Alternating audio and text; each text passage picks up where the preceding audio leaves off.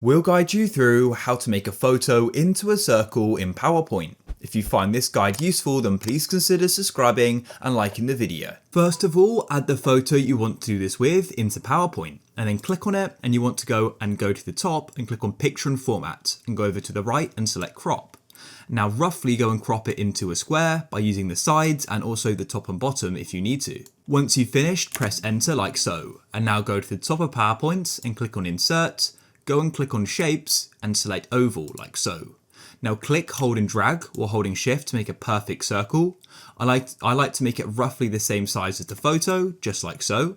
And then all you need to do is go and click on the photo once and right click it and go and press Cut at the top.